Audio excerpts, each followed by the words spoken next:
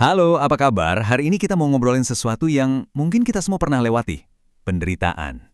Rasanya seperti api, ya kan? Tapi gimana kalau api itu tujuannya bukan untuk menghancurkan, melainkan untuk menempah? Kita akan coba gali lebih dalam, gimana masa-masa tergelap dalam hidup kita justru bisa jadi tempat di mana kekuatan sejati kita dibentuk. Oke, kita langsung aja ya ke pertanyaan yang paling mendasar, yang mungkin pernah kita semua tanyakan, entah sambil berbisik atau mungkin berteriak, kenapa? Kenapa Tuhan yang katanya baik, ngebiarin kita ngerasain sakit? Nah, pertanyaan ini yang akan jadi pemandu kita hari ini. Tapi, sebelum kita cari jawabannya, kita harus jujur dulu sama diri sendiri. Ada loh masa-masa di mana kegelapan itu terasa nyata banget, berat banget, sampai rasanya buat jalan aja udah ngabisin semua tenaga kita. Yuk kita kenali dulu berbagai wajah dari penderitaan ini. Salah satu yang paling tajam itu ya kegagalan. Momen di mana kita udah kasih segalanya, hati kita, usaha, harapan, tapi ternyata di depan kita cuma ada pintu yang tertutup rapat. Perasaan nggak cukup baik yang ditinggalkannya itu, wah rasanya bisa nempel terus kayak beban permanen. Atau mungkin penderitaan kamu itu bentuknya lebih sunyi. Kayak yang bisa kita lihat di sini. Kita bisa aja dikelilingi banyak orang, tapi ngerasa bener-bener sendirian.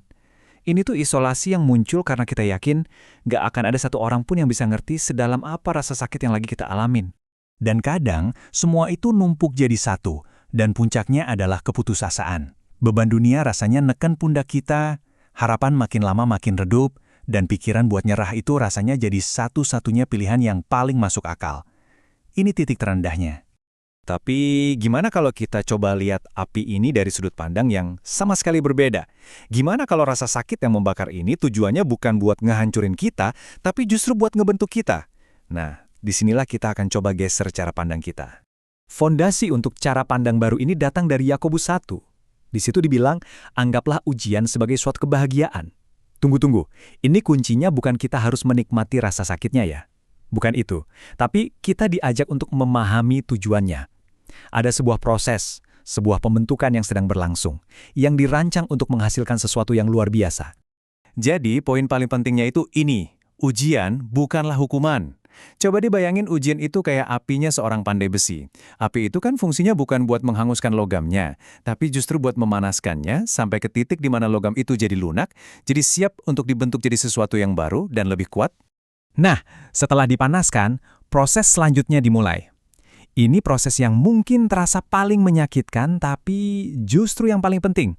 Mari kita lihat apa sih yang dilambangkan oleh palu sang pandai besi ini dalam perjalanan iman kita. Palu itu adalah ketekunan. Setiap kali kita memilih untuk nggak menyerah, setiap kita bertahan satu hari lagi, setiap doa yang kita panjatkan pas kita udah ngerasa lelah banget, nah itu semua adalah pukulan palu yang lagi ngebentuk kita. Proses inilah yang membuang semua kerapuhan dan membangun kekuatan yang sejati. Jadi, gimana sih proses penempaan itu bekerja? Semuanya dimulai dengan perspektif baru. Lalu kita paham tujuannya, yaitu untuk menghasilkan ketekunan. Terus ini nih bagian yang paling susah. Biarin prosesnya berjalan, jangan lari darinya. Kalau kita bisa lakukan itu, hasilnya adalah kekuatan yang utuh dan matang, tanpa kekurangan apapun. Lalu, hasil akhirnya kayak gimana setelah semua panas dan pukulan ini? Apa yang sebetulnya tercipta dari proses penempaan yang menyakitkan ini? Hasilnya jauh lebih indah dari yang bisa kita bayangkan. Coba deh kita lihat perbedaannya. Di satu sisi ada iman kita sebelum diuji, kayak bongkahan logam mentah, rapuh, dan nggak berbentuk. Di sisi lain, setelah ditempa api, iman kita jadi kayak pedang yang tajam, kuat, tangguh, dan penuh tujuan. Ternyata ujian itu nggak menghancurkan iman. Ujian itu justru memberinya bentuk dan kekuatan yang teruji. Dan inilah tujuan akhirnya, 100%, utuh dan lengkap. Ini bukan tentang menjadi sempurna tanpa celah ya, tapi tentang punya karakter yang solid dan iman yang nggak akan goyah saat menghadapi tantangan hidup berikutnya. Setiap pukulan palu itu dirancang untuk menghilangkan kerapuhan kita. Jadi setelah melewati api dan pukulan palu, perjalanan kita nggak berakhir dalam kegelapan loh. Justru sebaliknya, proses penempaan inilah yang membawa kita keluar dari sana menuju sesuatu yang baru, menuju terang. Inilah pesan inti yang perlu kita pegang erat-erat.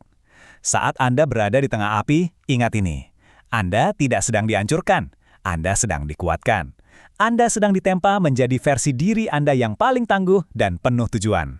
Sebagai penutup, saya mau meninggalkan Anda dengan pertanyaan ini untuk direnungkan.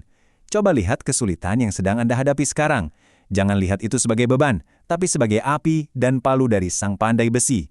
Kira-kira apa ya yang sedang dia bentuk dalam diri Anda saat ini?